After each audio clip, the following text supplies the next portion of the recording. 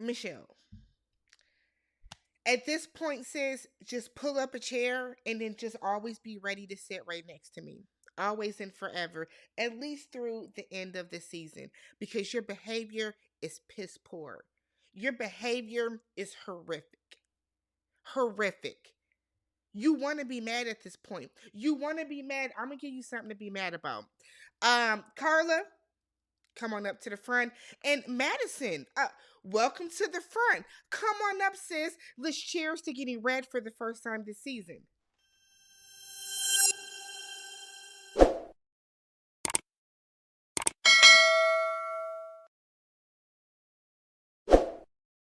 What's up, everybody? Welcome and welcome back to the channel. I'm Tammy. This is Tammy Talks. We are here to talk Married at First Sight, season 18, episode 6. Never forget about Karla. Y'all hear this? I can breathe this episode, right? I can breathe. So y'all know I was congested. I was super sick last week, but thank you for y'all sticking with me, thugging it out with me. Shout out to the 127 people that still subscribe despite my sickness. Y'all really rock with me the long way, and I appreciate that. So, with that being said, give yourselves a round of applause because we have reached 30,000 members of the family. 30,000 plus at that.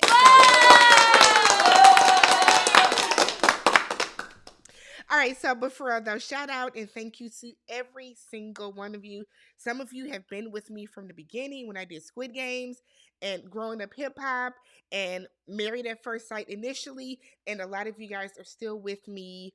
What is it, 3 years later? So I truly, truly, truly appreciate and love each and every one of you, no matter how long you have been rocking with me, okay?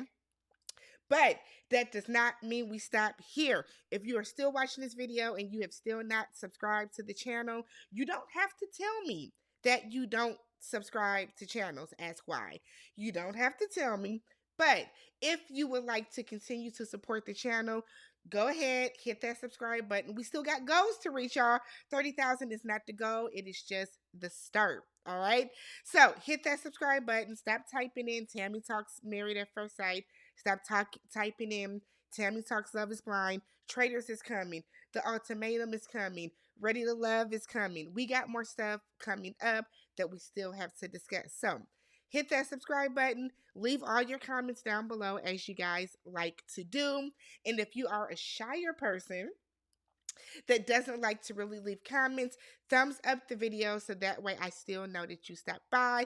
Let's get to 1,000 likes as we've been doing every single episode, and let's get started, y'all. All right, so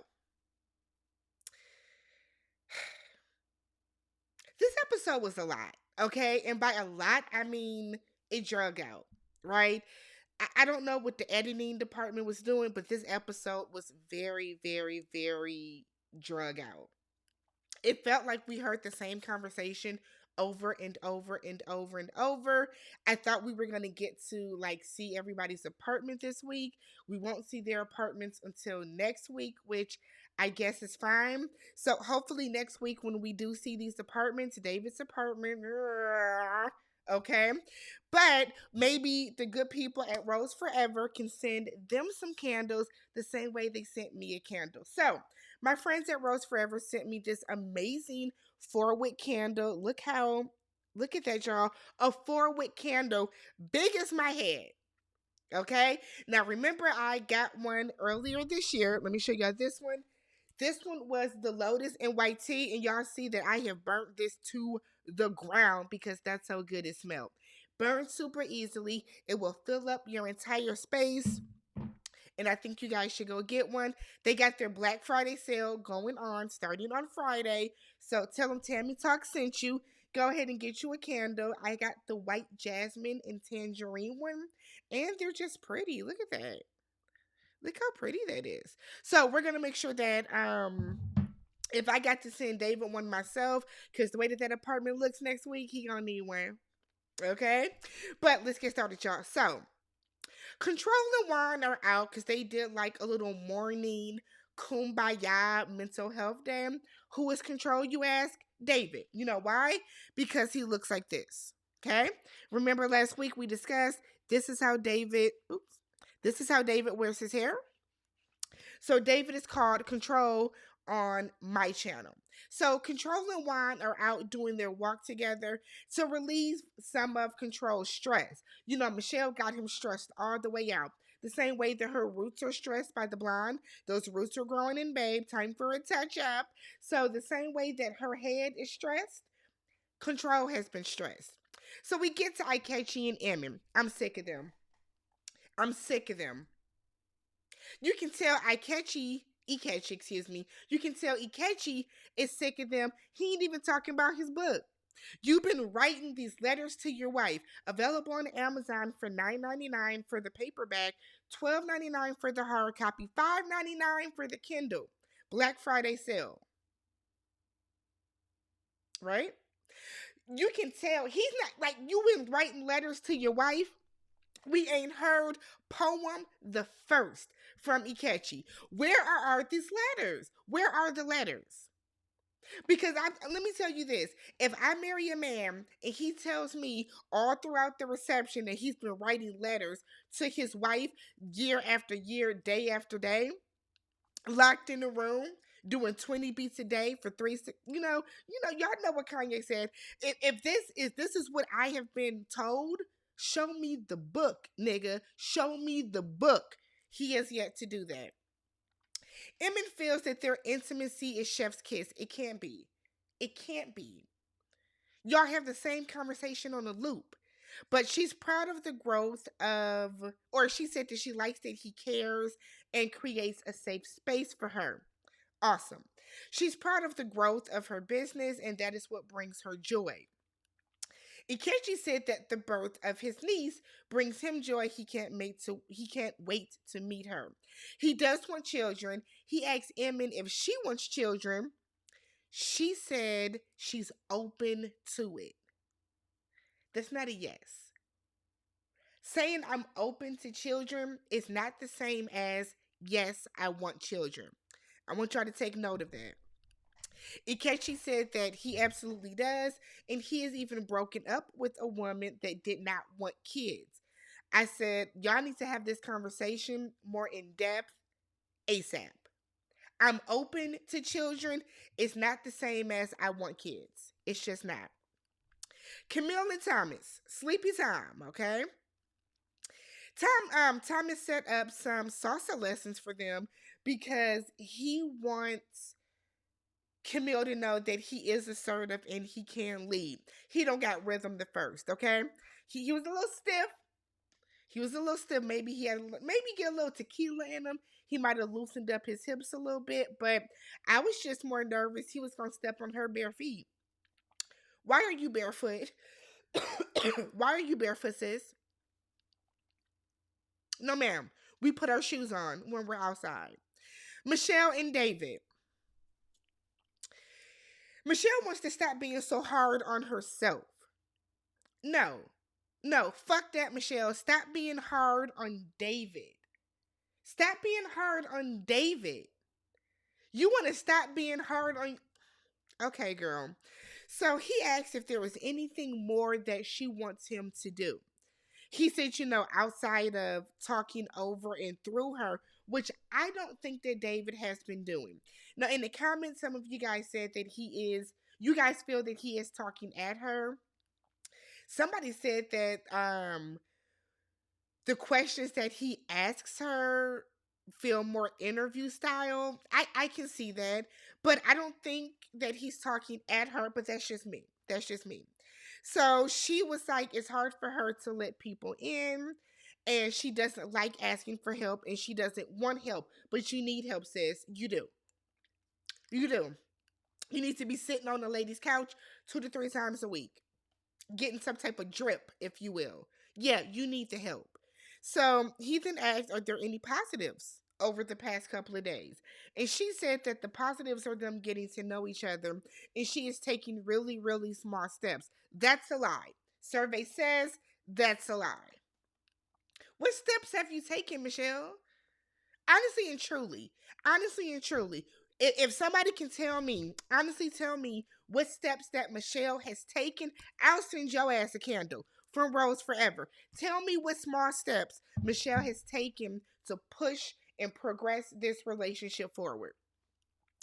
So she said that they have very different communication styles, and I guess it's odd for her. Let's be very real. It's very hard pressed to find somebody that 100% communicates the way that you do. So the fact that so many people bank on that and default to that is getting old on this show. It's getting old. She feels like she is currently on autopilot, so she wants to have some fun. So they go paddle boarding. Yes, please go do something. Go do something. Karla and Juan, they do a little salsa dancing before dinner. We see that bald spot in the back of Juan's head. Got your sunroof open, Juan. Got your sunroof open. So Juan, they sit down to have dinner, and Juan is telling her about the amazing time he had with David that morning, and said that he was happy to see David a little lighter. Excuse me, Control. Happy to see Control a little lighter. Karla said that she took some time to herself because she's been absorbing everyone's energy. And it's kind of negative for her. I think you're negative, Karla, but okay. She said it's kind of negative for her, so she took that time to just like decompress, okay? Juan said, yeah, it was so great this morning. I was having so much fun. I forgot all about you, forgot you were even here. Why would you say that? Why would you say that? Like, here's the thing. Even if Juan was sitting in the moment and having a great time and Karla never crossed his mind, why tell her? I didn't quite understand that. Because that would have set me off, to be real. That would have set me off. So he then asks, is there anything else that he should be doing? So Karla got an attitude now. So Karla said that, she doesn't want to have to ask him to do things differently. She wants him to kind of notice something and for the changes to happen more organically and more naturally. I'm okay with that. Juan then said, because he's picking up on her mood, that people take themselves too serious and the littlest things can break up a marriage. I'm gonna say this. I like Juan. Juan's cool, but I think Juan is an ass, right? I think Juan is one of those people that likes to throw shade, that likes to judge you, that likes to basically throw stuff in your face underneath the guise of, oh, I'm just a fun guy. No. Because I can see Juan as being condescending. And Juan is going to later call Karla passive aggressive when I think he is the passive aggressive one. Because let's be real, you know that in this moment, Karla has a problem. You know her mood is off, her mood has shifted. So you know that there's an issue, and instead of you addressing the issue head on, you were passive aggressive and threw a dig at her. He brought up people taking themselves too serious as a dig towards Karla. All right. Camille and Thomas. So they're getting ready for the day. She's teasing him about this lingerie she packed. If you're not going to bring the lingerie out, girl, don't tease this man with it. What is the point?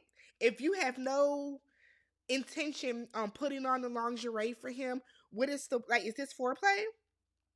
Okay. So she said that he is more suburban than she's used to, and she is used to a city guy, and she's missing that R&B smoothness. Can I talk out of turn? Can I talk out of turn, y'all? Camille gives suburban woman. So, what is the problem? Y'all should be matched up perfectly. Camille gives suburban woman. So, I'm not understanding what she's missing. Y'all look like y'all both. Never mind. Y'all both give suburban. So, I don't understand the issue. Maybe we haven't really seen Camille let loose, but okay, sis. So then we get to Karla. It's the next morning, obviously. And Karla said that she is still hot about Juan saying he forgot all about her. Girl, if you done slept on it, let it go. But she said that so now she has remembered to forget about him. So Juan woke up, went for a swim, forgot to take a bag for his wet clothes. So now he's walking around just with a plastic bag with his wet clothes. And I guess that's supposed to be embarrassing. He probably ain't the only one. That's not a big deal. To me, that's not a big deal. And that's also not the same thing. I thought she was going to say, I forget to wake him up for breakfast or something. You didn't tell him about the bag? Girl, shut up, Karla. Shut up, Karla. That was stupid. Madison and Alan go to do something to clean up their thoughts in their brains. They go to the cenote. I feel like this has been a trend on a lot of reality shows. They do this ritual. I was bored. I'm gonna be real with y'all. I was very in and out of this scene because it wasn't giving anything to me. But basically, he needs to stop talking so much. That's what the people told him. Okay. Control and Michelle. So they're making some sushi. Okay, I love sushi. I honestly do. So I would love to take a sushi making class. Now, David is a meat and potatoes guy. He said, I don't like no raw fish like that. He's not really into it, but he's a good sport. So he's telling the guy that he can't use chopsticks. You could see, you could see Michelle visibly deflate. Now, look, I myself personally, I can use chopsticks, okay? But if somebody can't, I don't judge them for it. I don't hold it against them. I have been out to dinner on a date with a guy where we went to a sushi bar and I was able to very efficiently, expertly use chopsticks to eat my sushi. He fumbled his ass through it. As long as you're not using a fork, my guy, we good. But you can see that it bothered Michelle. It bothered Michelle, which of course it bothered Michelle. Your roots are bothering me, Michelle, but hey, so shall it be. So, one thing that I noticed in this scene is David cusses a lot, right? Now, we saw him curse when he was speaking to Michelle's mother and sister, her aunt and her sisters, or something like that. We have seen him curse a lot throughout the show, but in this scene, it was unnecessary. I cuss. Okay, obviously, y'all see me cuss on here, but I also know the time and place to do so. And I feel like sushi making is not the place to be like, yeah, man, this shit hard as fuck. Like, what are we doing? And why are we doing it? That's not the place to do it. So when they sit down after they both make their own roll, they're eating a salmon roll, and she asks him, Michelle is like, do you cuss a lot? And he was like, fuck hell yeah. Nah, he didn't, but that's what he wanted to say. And he was like, yeah, I do. And she was like, could you reel it in a little bit? And he was like, absolutely, not a problem. Cool. Because I do feel like David cusses unnecessarily sometimes in scenes. It makes me wonder if he cusses in front of his mom. But crisis averted. So he was saying how the salmon roll is good, and he's not a big seafood person, but both of his grandmothers were. And they would always try to get him to try it, and he just really wasn't into it. Michelle is like, oh, so are all of your grandparents alive? We find out that his arm, Michelle, organic conversation, talks about how growing up, her grandmother lived next door to her. When her parents split and got a divorce, her grandmother had moved away. And so her dad moved next door. So she was able to see both her parents before her mom became an ancient woman. You know what I mean?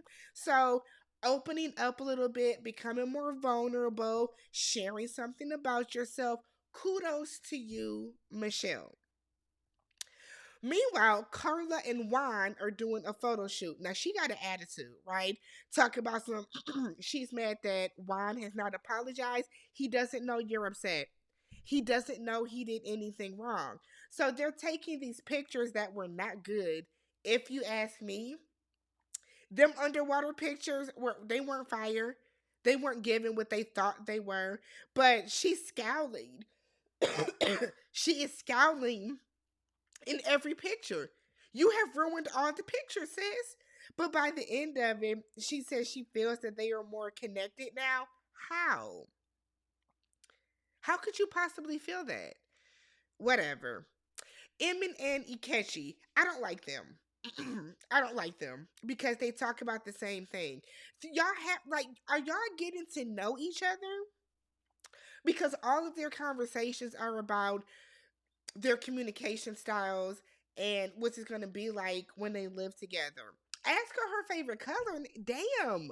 Like, y'all got to do more than talk about like the surface level things. This is crazy. So he asks her how she likes to be loved. And I'm like, y'all have had this conversation already before. She likes physical touch, hand holding. He asks if she's ever been in love before. Obviously, she was engaged. She said yes. She said it's not that it fizzled out, they just weren't on the same path anymore. He has been in love before. Obviously, you proposed, but said that after his failed engagement, he didn't know if he could ever love again or be in love again, but he is open to the opportunity. I want y'all to stop talking like a self-help book. That's what they give me. So how do you want to be loved? What is your communication style? What is the best way that I can help you not have a musty brain? That's the stuff that they're giving, as opposed to, so what's your favorite movie? You know what I'm saying? Do you like Boys to Men or yeah, do you like Boys to Men or Jodeci? Do you like Boys in the Hood or Menace to Society? What's your favorite Drew Hill song and why is it Beauty? You know what I mean? Like, I just feel like do more stuff like that. That's how organic conversation comes about. But they are talking like a self-help book. And it's not working. It's not working for me, certainly. So he then asks her about great examples of love in her life and like what she wants to mirror, like what kind of love is she looking for. She doesn't want to exemplify any other loves that she has seen. She wants it to be something unique between her and her husband. He wants the type of love that his sister and her wife that his sister and her husband have with their kids. So then they start preaching about being thankful for Thanksgiving and Christmas, and I didn't know what happened. I didn't understand how we got to praise them. I truly didn't. I missed something, but okay. Thomas and Camille. Thomas is sitting outside. His feelings are hurt. Um, he said that Camille has told him that he is not the type of man she usually dates. She dates somebody that is more in the culture than he is. He's heard that before and he is offended this time. It stings a little bit because he has feelings for her. I need Camille to explain this. I do. I agree. I agree. He does give Suburban, but again, so does Camille. Maybe it's me, maybe I'm missing something, but um both Thomas and Camille give Suburban to me. Neither one of them give like, and I'm not by any means critiquing their blackness at all, but they both give very Suburban to me. So again, maybe we're missing something with Camille. Y'all let me know in the comments what how y'all feel about this. So his feelings are hurt. So we then get Emin and Ikechi, and they're having the same conversation again about communication while making jokes about honey packs. Why is the hotel giving them little vials of honey? What is going on with that? Do y'all know? What's going on with that? She's making sexual jokes and sexual innuendos towards him, and he turns his back to her. And then she becomes the big spoon. That man don't like you, girl. He don't like you. Karla and Juan. So Juan is talking about control again, and I'm like, do you have a man crush on control? Is it the hair? So Karla said, yeah, you forgot about me to hang out with David. So Juan said, cut it. Cut it out. Juan said, cut. I don't do passive aggressiveness. If you got a problem with me, put it on the floor. Juan said, look, Put it on the table. If you got a problem with me, come say it. I don't do this passive aggressive bullshit. And I feel you, Juan, even though I can be passive aggressive myself, I do not like to have it experienced back to me. Right? But I'm with Juan. If you got a problem, say it. Say it. So Karla is like, I was just telling you what you said to me in your own words. He was like, okay, fine, I get it. Hearing it back is a little harsh, but you could have told me you had a problem with that when I said it. And I feel him. Karla is a problem, y'all. I'm telling y'all. So they then talk about living together and they're wondering how they will mesh with each other. Karla said, look, when I come home, I like to decompress. I don't want to talk for 30 minutes. And she likes to just put some music on and then, chill out because she talks so much at work. And Juan was like, wait, what? She was like, I'll always greet you, but like, I just want to decompress. I don't think 30 minutes is crazy to want to come in and then just calm yourself down from the day. Maybe she comes home and just takes a shower. You know what I mean? And Juan is like, well, I'm going to think that something is wrong or something happened. And I'm like, why? She is literally telling you right now she likes to have some quiet when she comes home. I feel like they both gonna get on my nerves. I promise y'all, both of them. They are not going to work. They not gonna work at all. Juan just seems like a really goofy guy until he wants to be serious, and Karla takes herself very, very serious. But we'll see what happens. Juan then said that, that's confusing to him and that men are just animals in the wild that just want to have fun and that women are overly complex and he's worried that she's going to be passive aggressive again. She will. Don't worry. She absolutely, absolutely, absolutely will. We get to Thomas and Camille. So she said in her confessional, she is searching for relatability with their cultural differences. She gonna have to tell us, outline it for me, sis, because what is he what cultural differences is missing? What level, what, and I feel like it's this, what black references is missing? Because there are times, right, where you get around, I'm black, obviously, and I grew up in the city, not the inner city, but I grew up in the city, very immersed in black culture, right? Here in Milwaukee. There are times where you can talk to, I have some other black coworkers that I know we have cultural differences with, right? You can tell I am city. I can tell that they are suburban, right? And there are cultural differences that I know that we have.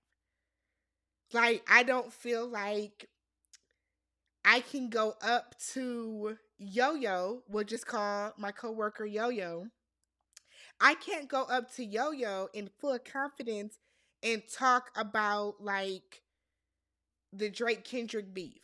I don't know if Yo Yo will fully understand that if I talk about it. You know what I mean? So there are some cultural differences, but I feel like y'all are married now. So just like I want to know what the differences are. I do.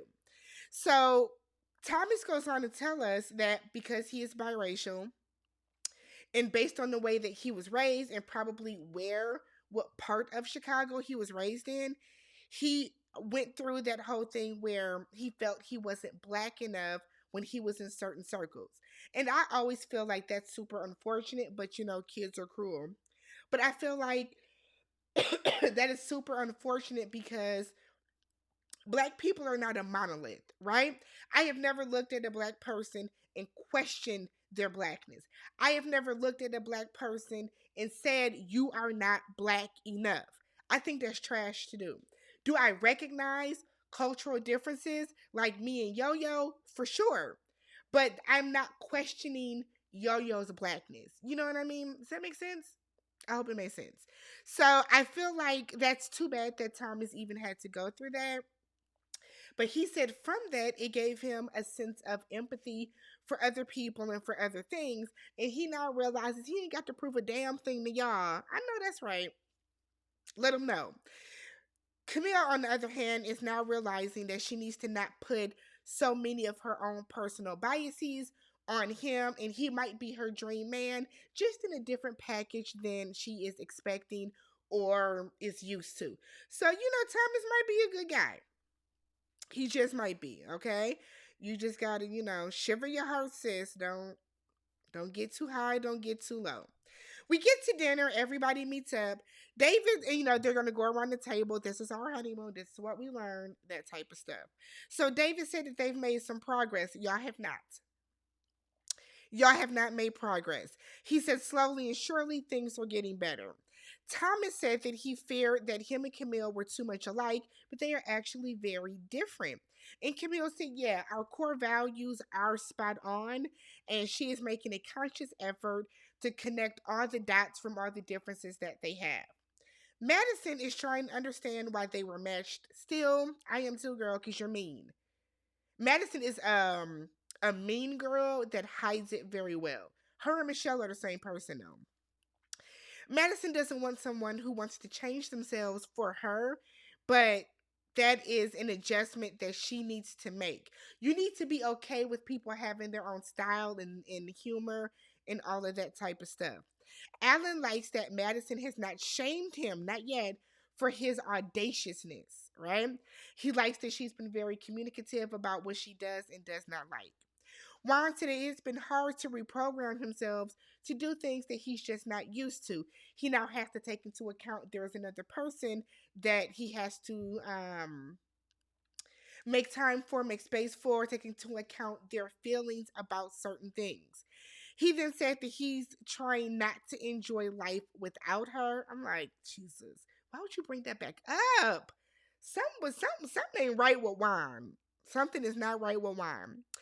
Juan then said that it's good to see people under pressure. He talks about when they went for their photo shoot, how she was kind of freaking out. She had to go below the water. And he said that that was a good test and that they passed the test. Ikechi thanks Emin for being her. Thanks her for her sensitivity. One thing I've noticed about her, about this couple, he does not compliment her physically. Every time he talks about her, it's about thank you for just being you. He doesn't say he likes her personality. He doesn't say he like that she's funny. He doesn't say that she's this, that, the other. He always says she's accommodating, she's sensitive, and he likes her for her. It's not clicking. It's not clicking. That's why she ain't got that letters to my wife. $9.99 on Amazon for the paperback, $12.99 for the hard copy. $12.99 for the hard copy, $5.99 for the Kindle on Amazon. Go get y'all a book, y'all. Go get y'all a book. So Emma said that it's been good and she's been open and vulnerable. Y'all haven't talked about anything. Y'all don't talk. Y'all talk about how to talk to each other. That's all y'all do. Control asked the table what they need more or less of in their marriage. Juan said, well, that answer is in Chicago. Said that he's a totally different person during the week. He's almost like a drill sergeant. He's very focused, very driven, and that is the type of wife that he asks for. Karla said, good. I'm glad that is because we need less fun. We need some discernment in when we have fun. Karla I feel like she's a stick in the mud. I feel like Karla is the wet blanket. Karla is the gray crayon. You know what I mean? That's too bad. Michelle says she wants to give herself more grace. Why don't you want to give David grace, Michelle? Do y'all notice that? Michelle keeps saying, I want to give myself more grace. I'm hard on myself. No, you're being hard on David too. But I guess, Ikechi said he doesn't want to be physical. Sorry, y'all. Ikechi doesn't want to be physical until the realest of the real moments. He said that this is the most time they'll have together because of his job. worried that they'll get lost in the sauce when life hits. Put a pin in there. Put that on the sticky, y'all. Put that on the sticky, okay? Thomas and Camille, they get back to the room and he tells her wait outside because he's sweaty and he wants to get the bugs off. But he goes in and he recreates the hotel room they had on their wedding night with like the rose petals and the heart. It's cute or whatever, but then she comes out the bathroom in a t-shirt gown and basically says she's not ready to fuck yet. That's fine. No one said that you have to. You keep talking about the lingerie, Camille. You keep talking about it, sis. So we then see David in control. We see Control and Michelle.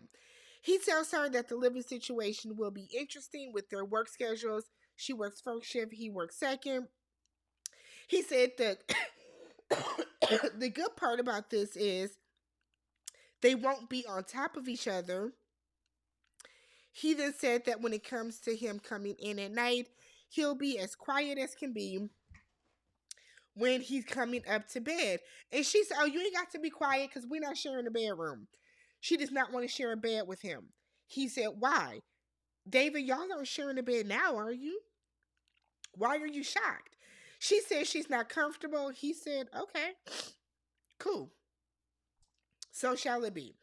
Madison and Alan. Alan found out a really good friend of his passed away the night before. Rest in peace to his friend. He appreciates the support that Madison gave him, even her just sitting with him, even though he kind of pulled away a little bit and wanted to be kind of distant.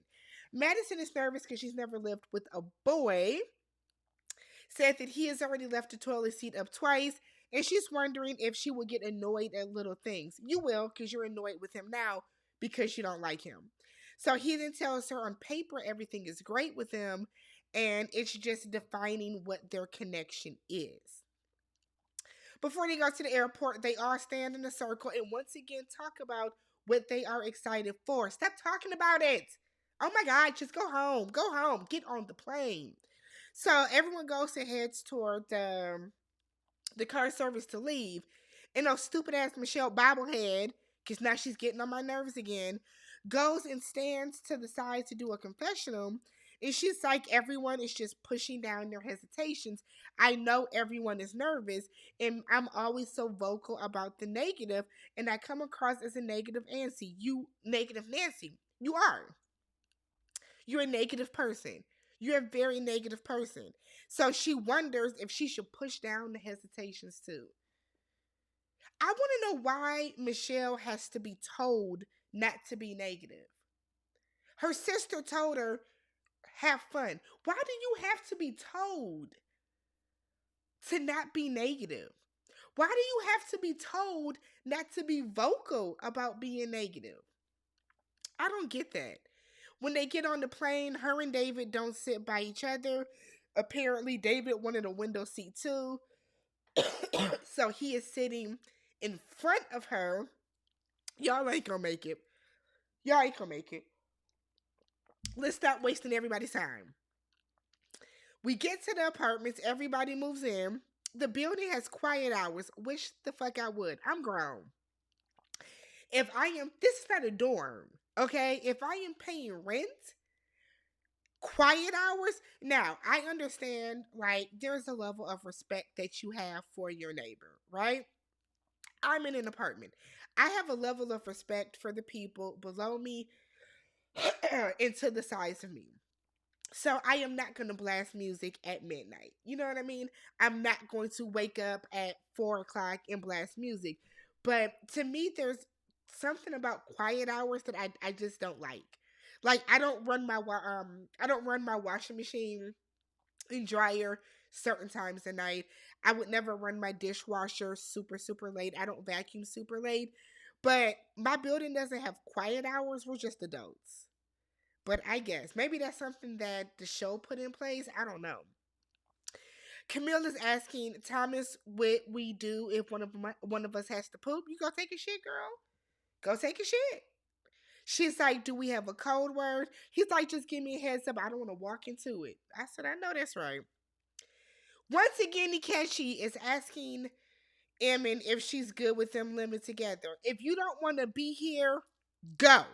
Because that's what it's given. Quit asking that lady that same damn question. Where is that book? Give her a copy of the book. Madison and Ellen. So she keeps telling him that she prefers a partner that actively takes care of themselves. Now, look, the way that she prefaced this conversation was crazy, right? She's like, here are some things I've been reeling over. I want to get off my chest. She basically told him, you don't work out enough for me. You're not fit enough. That's what I got from it.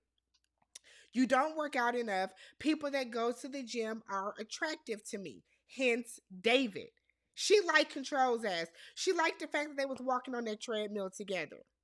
So Alan is like, well, I go to the gym, not as much as you, but I go. And then Alan is like, sometimes manual labor can be just as strenuous and good for you as working out. David killed me. David was like, because if you hold a drill a certain way, it's a workout. I said, David, please. You holding a drill a certain way is not a workout, sir. But okay, she then goes on to talk about his clothes. She doesn't like his loud outfits. Now, he has on a Basquiat, the Basquiat crown t-shirt, some fatigue pants, shorts. That is airport attire. I do not think, well, maybe he will. But I don't know. I feel like I'm not one that's going to come at somebody's clothes. The only time that I feel like I need to tell my boyfriend what he needs to wear is if we're going somewhere specific. But I have full confidence that an adult man can get themselves dressed for certain occasions. I do not for any reason believe that if they go out to a nice dinner that Alan is going to wear something like this. If you want to dress him, there is a way to do it. But you basically telling him, I don't like the way you dress, that's not it. That's not it. You telling him that the way he dresses is not attractive, that's not the way to do it. That's not the way to do it at all. She's being rude at this point. Then we see her ass leave and go out. Where did you go? Where'd you go, Madison? Where'd you go out that night? Why did you leave that apartment y'all first night there? Who'd you go out with? Were you with David? Let me find out you with David. I'm gonna get your asses together. Let me find out you out with David. So Thomas and Camille, he said that he is oddly comfortable in this marriage. He should be freaking out more, but he's not. Camille is like, it's a little new for her. She has not ever lived with a man before. So he tells her, look, be extremely direct with me. If you like something or if you don't like something that I'm doing, tell me. Don't try to be too nice. Don't be afraid to hurt my feelings. Don't be afraid to offend me. I want to know. I would rather know the truth than not know anything at all. And she's like, same. We gonna see. Because look like she tell the experts next episode that you ain't black enough for her. Because that's really what she's saying. Okay, but let me know what you guys thought about the episode. If you have not already, subscribe to the channel. I'll have the link for the Rose Forever candles. Look at that scale down in the comment, the description box down below. Thumbs up the video, all that good stuff. Y'all know what to do. And happy Thanksgiving. Catch you guys in the next one. Peace.